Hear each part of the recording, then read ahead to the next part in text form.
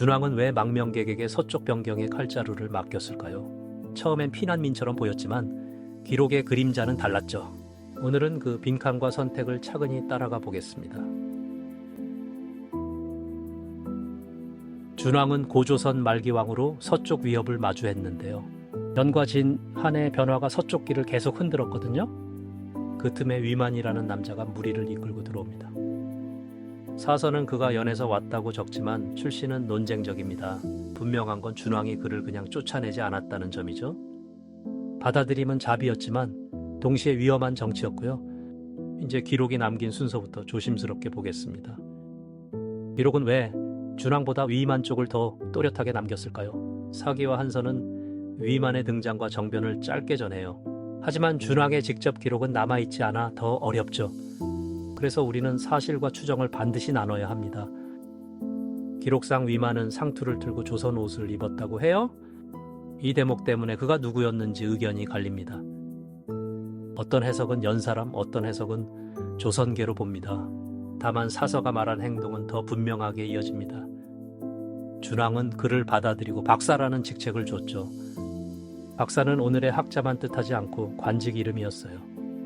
권한을 줬다는 점에서 이 임명은 가볍지 않았고요. 더 큰 문제는 그 다음 서쪽 변경 수비였어요. 왕이 외부인을 막을 자리엔 외부 출신이 섰습니다. 이 결정이 실수였는지 현실적 선택이었는지 갈리죠. 그 답은 서쪽 변경의 상황을 봐야 겨우 보입니다. 고조선의 서쪽은 늘 바깥 세력과 닿는 자리였어요. 진나라가 무너진 뒤 한나라 질서가 새로 밀려왔죠.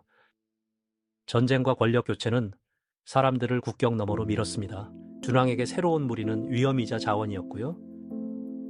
사람이 부족한 변경에선 무장한 피난민도 쓸모가 있었죠. 준왕은 왕이었지만 선택지는 생각보다 좁았을 수 있죠. 쫓아내면은 적이 되고 품으면 내부 위험이 커졌습니다.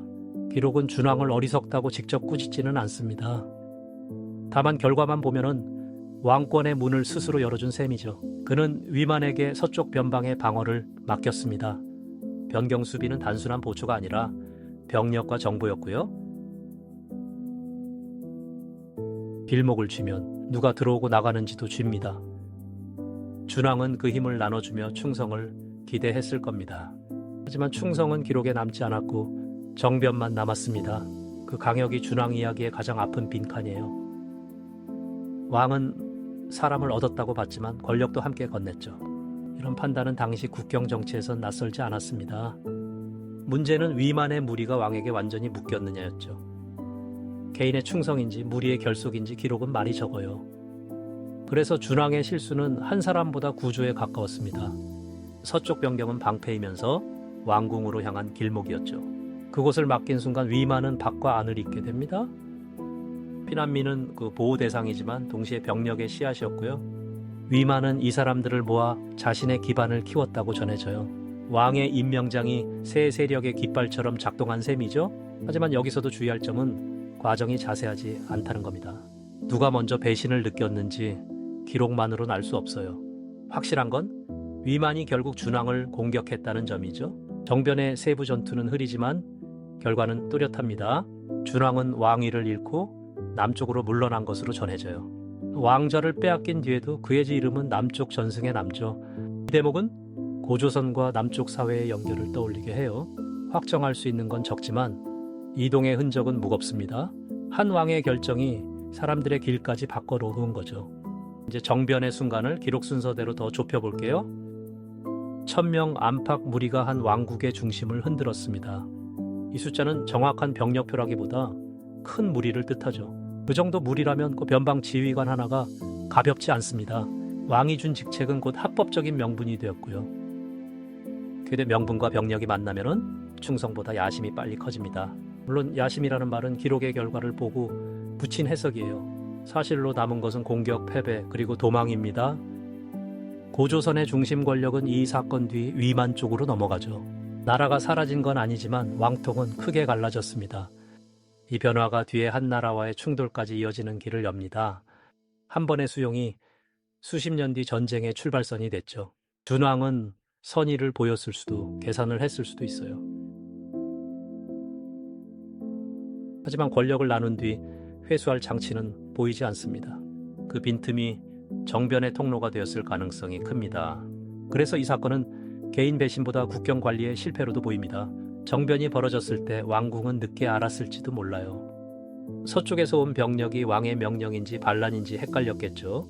그 혼란 자체가 위만에게는 강한 무기였을 겁니다. 정식 관직을 가진 사람의 움직임은 처음부터 막기 어렵거든요. 결정적인 장면은 방어 책임자가 공격자로 바뀐 순간입니다. 준왕의 군사 기반이 얼마나 버텼는지는 전해지지 않아요. 그래도 왕이 남쪽으로 피했다는 기록은 패배를 말해주죠. 왕이 떠난 자리에 새 권력은 빠르게 자리를 잡았습니다. 위만은 고조선의 이름과 기반을 완전히 버리지 않았고요. 그래서 위만조선은 단절과 연속이 함께 보이는 나라입니다. 한국 고대사는 이런 이어짐 속에서 버티고 변해왔죠. 왕은 바뀌어도 사람과 길과 물건은 계속 움직였습니다. 그 지속성이 훗날 여러 전승을 남기게 했고요. 하지만 중심 권력의 주인은 이미 달라져 있었습니다. 이제 사건의 결과가 동아시아 질서 속에서 커집니다. 위만 정권은 한 나라와 가까운 길목을 장악하게 됐죠. 교역과 외교, 피난민 통제가 한 손에 모였습니다. 준왕이 맡긴 서쪽 자리가 새 왕의 힘의 원천이 된 셈이에요. 고조선의 전략 감각은 컸지만 내부 검증은 약했죠. 강한 나라일수록 문을 여는 기준이 더 중요합니다.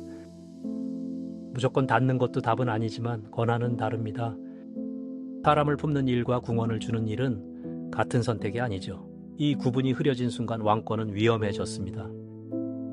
준왕의 판단을 오늘 기준으로만 비웃기는 어렵습니다.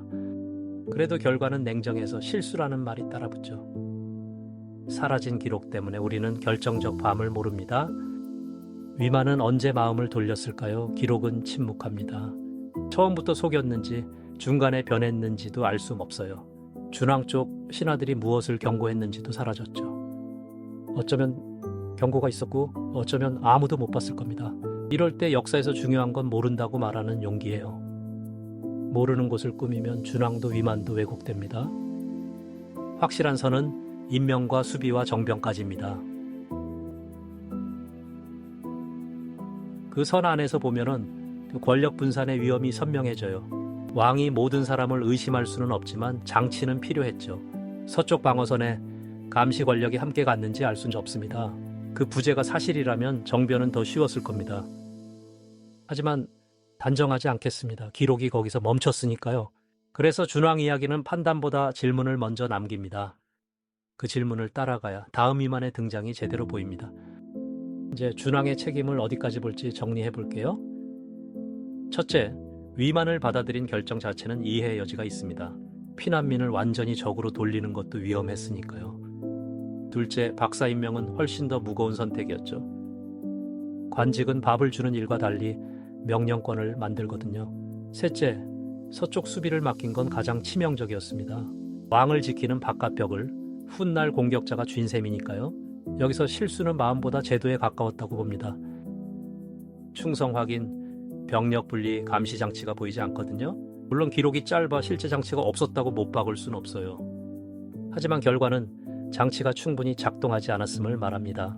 그 실패는 왕 한 사람보다 국가 운영의 상처였죠. 그래도 준왕의 이름이 남은 건 선택의 무게 때문입니다. 실패한 왕도 역사에선 중요한 질문을 남기거든요. 누구를 받아들일 것인가, 어디까지 맡길 것인가 말이죠. 이 질문은 옛 국경만의 문제가 아니어서 더 오래 남아요. 한국사의 오래된 힘은 이런 상처까지 기억한 데 있습니다. 승리만 남기지 않고 실패의 원인도 붙잡아온 거죠. 그래서 준왕을 단순한 바보로 만들면 사건이 작아집니다. 그는 어려운 국경 문제를 풀려다 더 큰 칼을 들인 왕이었죠. 위만은 그 틈을 타고 고조선 중심으로 들어왔고요. 이후의 왕조는 준왕의 이름보다 위만의 이름으로 불립니다. 그만큼 정변의 승자는 기록의 앞자리를 차지했죠. 하지만 패자의 결정이 없었다면 승자의 길도 없었습니다. 이제 마지막으로 우리가 단정할 수 없는 부분을 묶어둘게요. 위만의 정확한 민족 정체성은 기록만으로 끝내기 어렵습니다. 준왕의 속마음도 남은 사료가 직접 말해주지 않죠. 정변의 전투 과정도 자세한 장면은 비어 있습니다. 남쪽으로 간 뒤에 준왕 전승도 조심해서 봐야 해요. 그럼에도 큰 줄기는 분명합니다. 수용이 권력 이동으로 갔죠. 준왕의 실수는 사람을 믿은 죄보다 권한 설계의 실패였습니다. 그 실패 위에서 위만은 다음 역사의 주인공이 됩니다. 다음 편은 1000명을 데리고 온 남자가 왕이 되는 이야기예요. 역사는 현재의 거울이라면 질문은 우리 몫으로 남습니다. 사실을 바로 보고 옳고 그름은 스스로 판단해 보세요.